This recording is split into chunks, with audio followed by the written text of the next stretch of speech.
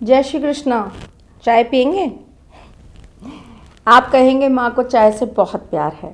बात तो सच है भाई, मुझे चाय से प्यार तो बहुत है।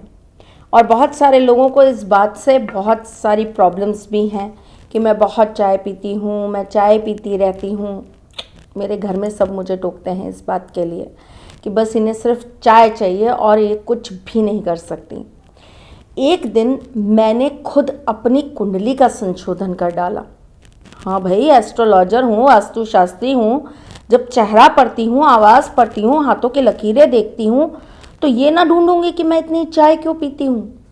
कर डाला एक दिन बैठ के। इस बात पर बहुत विशेष संशोधन कर डाला कि आखिर इस चाय का कनेक्शन कौन से ग्रह से है और क्यों मैं इतनी चाय पीती हूँ। जब मैंने संशोधन किया तो मुझे पता चला कि चाय का कनेक्शन होता है सीधा सीधा शनि से, और शनि से कनेक्शन होने के कारण मेरा शनि बहुत अच्छा है। तो इसीलिए मैं शनि की चीज़ को बहुत ज़्यादा उत्पाद में अपने लिए प्रयोग करती हूँ। हैबिचुअल हो चुकी हूँ, एडिक्टेड हो चुकी हूँ, आप कह सकते हैं। शनि की ये चीज़ मेरे लिए बहुत ज़्यादा ज़रूरी हो चुकी है। वैसे अक्सर मैं, जब कोई मुझे टोकता है कि आप बहुत चाय पीते हो, तो मैं अक्सर लोगों को कहती हूँ कि यूँ मेरी आदतों का मजाक उड़ाया ना करो, यूँ मेरी आदतों का मजाक उड़ाया ना करो। ऐसा ना हो एक दिन आप भी मेरी आदत में शामिल हो जाओ। तो फिर जब आपको किसी चीज़ से इतनी टूटकर मोहब्बत हो तो आप सोचो कि वो चीज़ आपके लिए फ़ायदेमंद है या नुकसानदेह है, ये तो आप पता करोगे ही करोगे। तो एक दिन मैंने चाय पत्ती के ऊपर संशोधन कर ही डाला। पूरा बैठ के अच्छा खासा रिसर्च कर डाला। पहले तो मैं अपनी बच्चियों को बहुत सारे आज ब्यूटी टिप्स देने वाली हूँ जो चाय पत्ती से रिलेटेड हैं, जिनके बालों में शाइनिंग नहीं रहती, जिनके बालों में बहुत डलनेस और रफनेस रहती है, जिनके बाल दो मुँहे हो जाते हैं, जिनके बाल नीचे से बहुत अजीब से बिखरने लगते हैं। ऐसी बच्चियों को शैम्पू और कंडीशनर करने के बाद एक मग्गे के अंदर उबली हुई चाय पत्ती को और अच्छी से उबालने के बाद उस पानी को अपने सिर में ज़रूर डाल के 5 मिनट के लिए छोड़ देना चाहिए और फिर नॉर्मल पानी से आपको बाल धोने से चाहिए। ऐसा करने से आपके बालों में शाइनिंग आने लगती है। एक बात और बताऊं राज की, ऐसा करने से बालों में ग्रोथ भी आती है। अगर आपके बाल बहुत झड़ते हैं ना, तो करके देखिएगा ये उपाय। आपके बाल लगातार यूज़ करने के बाद झड़ने भी कम हो जाएंगे। चलो अब दूसरा उपाय बताती हूँ। क्या आपको पता है चाय पत्ती से चेहरे पे ग्लो आता है? हमने तो बचपन में ये सुना था कि ज़्यादा चाय पियोगे तो काले हो जाओगे। माँ आज एक ऐसी चीज़ बता रही हैं। माँ बहुत संशोधन करके आती हैं बेटा, तब आपको चीज़ें बताती है। माँ यूं ही हवा में आकर बातें नहीं करती है, सुनी सुनाई बातों के आधार पर आपको कोई चीज़ें बताने नहीं चली आती हैं। अगर आप चाय पत्ती को उबालकर उसके पानी को ठंडा करके अगर आप कॉटन से अपने स्किन के ऊपर लगा के थोड़ी देर के लिए छोड़ देते हो, तो इससे आपकी स्किन को ग्लो मिलता है, हाइड्रेशन मिलता है। आपकी स्किन अंदर से और ज़्यादा जागृत हो जाती है। जिनकी ऑयली स्किन है वो ये काम ना करें, लेकिन जिनकी ड्राई स्किन है वो ये काम करके देखें, उन्हें बहुत फ़ायदा मिलेगा ही मिलेगा। अगर आपकी स्किन में बहुत ज़्यादा तादाद में टैनिंग होती है, आपको सनबर्न होता है, आप सनस्क्रीन बहुत ज़्यादा यूज़ करते हैं, तो आपको क्या करना चाहिए? आपको चाय पत्ती को उबाल के उसके पानी को ठंडा कर लेना चाहिए। उसमें थोड़ा सा शहद मिला देना चाहिए और उसको आपको आइस क्यूब्स बनाकर, मतलब जिसके अंदर हम बर्फ़ जमाते हैं ना, उसके अंदर उस पानी को भर के उसके आइस क्यूब्स बना लेने चाहिए।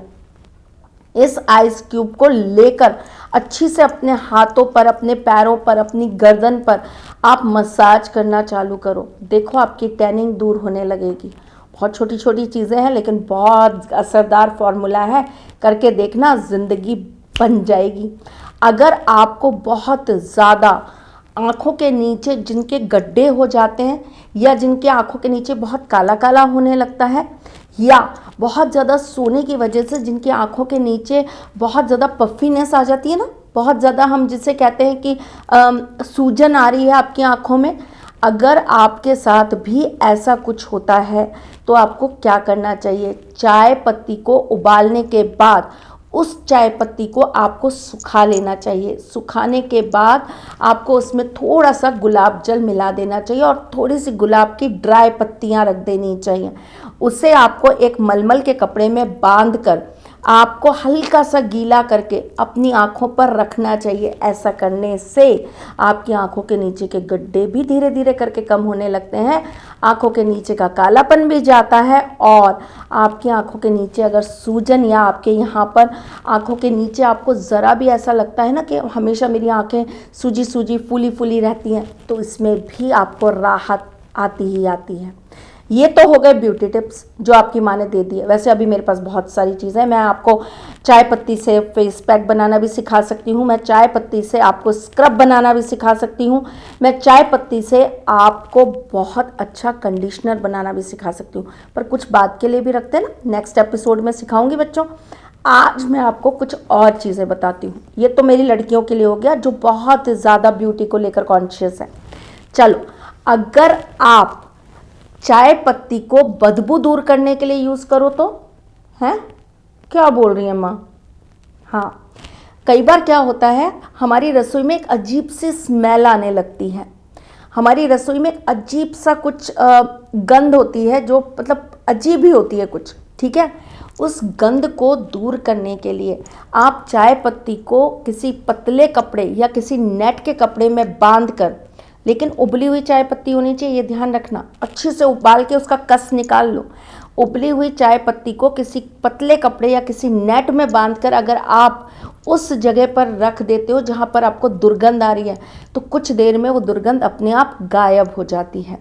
अगर आपके यहाँ पर बहुत ज़्यादा मक्खियाँ आती हैं, आपकी रसोई में अगर बहुत छोटे छोटे वो बारीक बारीक काली काली से अजीब से मच्छर नहीं आ जाते, वो आते हैं, तो आपको क्या करना चाहिए पता है, आपको चाय पत्ती को उकाल के बहुत अच्छी से उकाल लेना, उसका पूरा कस निकल जाए, मतलब कम से कम 15-20 मिनट उसको अच्छी से उबाल लो।